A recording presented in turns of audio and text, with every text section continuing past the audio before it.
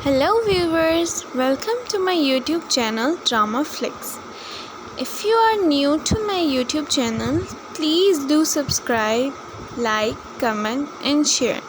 And please guys do support me for my further videos.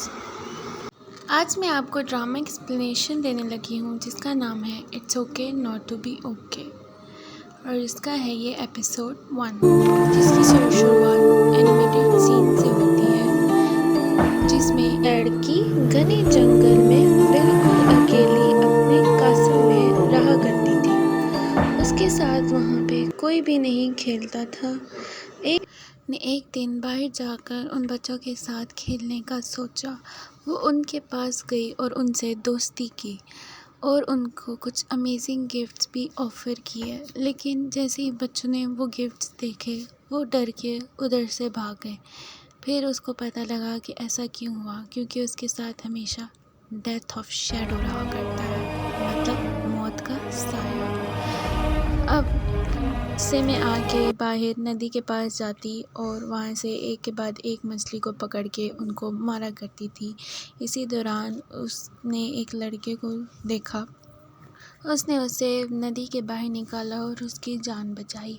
इसीलिए वो लड़का उसके पीछे हमेशा रहा करता था। वो जहाँ जाती उसके पीछे पीछे जाया करता था। एक दिन लड़की ने पूछा कि क्या तुम मेरे साथ हमेशा रहोगे? तो लड़का कहता है हाँ। इसलिए उस लड़की ने वो उन तितलियों को तोड़ा और उसकी अचानक आंखें चमकने लगी। ये देख के लड़का डर गया और वो वहाँ से भाग गया। तब उसकी माँ उसको कहने लगी कि तुम हमेशा मॉन्स्टर रहोगी और तुम्हारे साथ हमेशा दर्द का साया रहेगा। जिस पे वो कहती है कि जी माँ। इस तरह ये स्टोरी स्टार्ट होती है। अब एक्चुअल सीन स्टार्ट होता है जहाँ पे सेंग ताई दरवाजे के बाहर होता है और अंदर गैंग ताई डायरेक्टर सुन रहा होता है और बाहर आके संग ताई को कहता है कि आओ डिनर के लिए चलें। इतने में दूसरा सीन स्टार्ट होता है जहाँ पे मून योंग यानी कि मिस को, जो कि एक चिल्ड्रन बुक ऑथर होती हैं, बैठ के रेस्टोरेंट में खाना खा रही होती हैं। इतने में एक यंग लेडी साथ यंग फ्रेंड ऑटोग्राफ का कहती हैं तो मिस को फ़ोटो की सजेशन देती हैं और कहती हैं कि मेरी स्टोरी में प्रिंसेस प्रिटी नहीं बल्कि विच प्रिटी होती है। ये सुन के बच्ची रो के भाग जाती है। इतने में पब्लिशर मिस्टर ली सेंग आते हैं और कहते हैं कि बच्ची रो के क्यों भागी है। तो मिस को गुस्से में आके अपनी प्लेट को नाइफ से ड्रैग करती हैं और कहती हैं कि तुम्हें पता है कि मुझे रेस्टोरेंट का सबसे ज़्यादा क्या पसंद है, वो है नाइफ़। और अपने हाथ में एक छोटा सा कट लगा कर चली जाती हैं और इसमें मिस्टर ली सेंग को पैसे भरने पड़ते हैं। दूसरे सीन में हॉस्पिटल की एक नर्स मिस्टर गैंग ताई को कहती है कि पेशेंट की तबीयत बहुत सीरियस होती है तो गैंग ताई वहाँ उनको देखने के लिए जाते हैं। इतनी देर में साइकेट्रिक हॉस्पिटल एंड जूरी की कॉल आती है फॉर गार्डियन अप्रूवल। तो मिस्टर को कहती हैं कि तुम पर्सनली मेरे पास आके मुझसे साइन करवा लो। तो उनके पास जाने से पहले मिस्टर को हाई डिवाइन के पास जाती हैं और उनसे कहती हैं कि आपकी बेटी अब मिलने नहीं आया करेगी। तो इस पे मिस्टर को डाइवान बहुत परेशान हो जाते हैं और कहने लगते हैं वो मुझे मार देगी। इतने में सेंग ताई गैंग ताई को ऑटोग्राफ लेने का बोलता है मिस को यूं का। इतने में गैंग ताई मिस को नॉन स्मोकिंग एरिया की वजह से स्मोकिंग के लिए मना करता है और वहाँ पे एक रोमांटिक मोमेंट क्रिएट होता है जहाँ पे वो एक दूसरे को गौर से देखते हैं और एंड पे मिस क्यून कहती है कि डेस्टिनी क्या होती है, डेस्टिनी ये है, और वो ये कह के चली जाती है। इतने में चिल्ड्रंस इवेंट में मिस को अपनी स्टोरी सुना रही होती है जिसका नाम है the boy who fade on night में, जिसको रात में ख्वाब आते हैं और वो विच से इससे छुटकारा हासिल करने के लिए कहता है कि आप मेरी कुछ भी मदद करो, मैं कुछ भी देने को तैयार हूँ। इतने में पेशेंट अपनी बेटी को उठा के लेके जा रहा होता है और वो कहता है कि ये मेरे बिना नहीं रह सकती। मिस को उसका पीछा करती हैं और वो उस पेशेंट मिस को का गला दबाता है तो मिस को कहती हैं कि और ज़ोर से दबाओ क्योंकि उसमें उसका फादर दिख रहा होता है।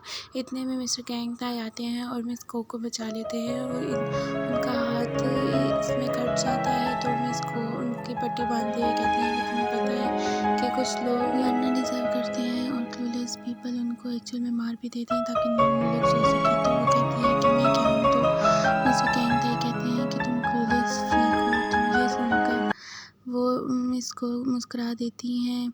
इतने में डायरेक्टर ऑफिस में होता है और वो गेंगटाई को बुलाता है और वो कहता है कि ये तुमने इतनी बड़ी गड़बड़ कर दी है, को वहाँ से निकाल देते हैं। इतने में वो बस स्टॉप पे वेट करता है तो उसका दो चूजाई सू उसको राइड देने के लिए आता है। वहाँ पे दूसरे सीन में नमजूरी मिस को के घर जाती हैं फॉर गार्डियन अप्रूवल के लिए साइन लेने। तो मिस को उनको आइडिया देती हैं कि तुम मेरे फादर की बेटी बन जाओ और मैं तुम्हारी माँ की बेटी बन जाऊँगी। तो ये सुन के मिस नमजूरी बहुत गुस्से में हो जाती हैं और वो एलिवेटर में जाकर चीखती हैं और वहाँ पे वो एग्रीमेंट वहाँ पे फाड़ के फेंक देती हैं। दूसरे सीन में जू जईसू और गेंगटाई आ रहे होते हैं तो अचानक गेंगटाई को याद आता है कि वो तो ऑटोग्राफ ही लेना भूल गया है।